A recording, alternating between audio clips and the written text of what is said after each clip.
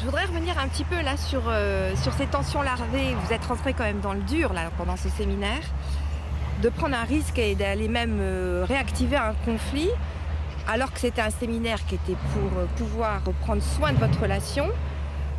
C'était pas trop risqué quand même? Risqué, je sais pas. En tout cas, ce qui aurait été risqué, c'est de ne pas le faire. Parce que je pense que ne pas le faire, c'est s'installer dans les non-dits. S'installer dans les non-dits, on sait ce que ça produit, hein. Le non-dit grossit un peu comme une plaie qu'on n'aurait pas soignée. Et puis à un moment donné, ça s'infecte. Et quand ça s'infecte, c'est plus délicat d'aller soigner. Donc bon, déjà, c'est une hygiène qu'on avait pris tous les deux régulièrement. En général, on le fait en marchant. Quand on fait des séminaires de travail, on se prend 2 heures, on va marcher et on régule en même temps qu'on marche. Voilà. On l'a fait plusieurs fois. Je me rappelle d'une régulation de nuit un jour qui avait été fameuse. Mais là effectivement, c'était un moment qu'on dédiait volontairement à ça, une séquence qu'on a dédiée dans le séminaire pour vraiment être centré là-dessus. Et un petit peu se dire finalement, on bâtit pas, enfin je sais pas, un bon repas, on le mange pas sur une table qui est remplie de miettes. Donc je pense que c'est ça l'histoire de l'hygiène, hein. C'est pas pour se laver, c'est vraiment pour construire quelque chose sur une table qui serait propre.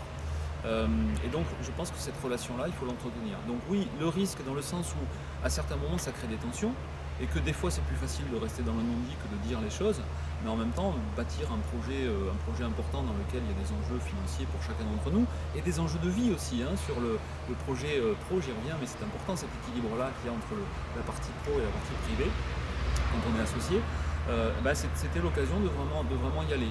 Alors, on est habitué, on est des coachs, on fait ça avec nos clients, donc nous on sait que c'est possible, et qu'on sait que c'est possible de le faire et que ça se passe bien, donc c'est rassurant.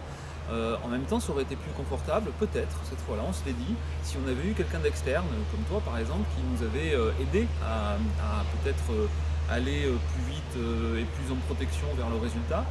En même temps, on est des coachs aussi, on connaît les ficelles, donc on ne serait pas forcément des très bons clients pour le coach qui viendrait.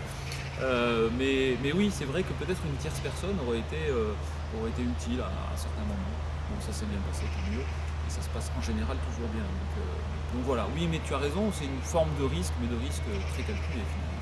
Peut-être on peut ajouter que le sujet en question, c'est pas un secret, c'est pas un tabou, c'était une histoire de commission, de reversement, comment se répartit les gains de notre affaire. Et je pense que ça peut arriver à n'importe quel binôme d'associés. À un moment donné, on fait ça pour le plaisir, certes, et quand on regarde des grands projets qui nous font rêver, là on est toujours d'accord, et quand on regarde ensuite dans le porte-monnaie combien ça rapporte à qui, c'est là on dit, mais dis donc, il me semble que, etc. Et là, ça peut être un peu plus, ça gratte un peu. Alors on pourrait se faire un séminaire dans lequel on regarde le monde doré des espoirs et des rêves, et puis on oublie de traiter le quotidien, et le quotidien on en sort au moment même où le séminaire se termine. C'est-à-dire que quand on paye son billet d'avion, on le paye avec l'argent qu'on n'a pas gagné ou qu'on a gagné sur le dos de l'autre éventuellement. Donc il faut être très clair avec ça. Je crois qu'on a eu ce courage cette fois-là, mais d'une manière générale c'est très bien. Donc ce qu'on recommande à nos clients, c'est pas avoir peur justement.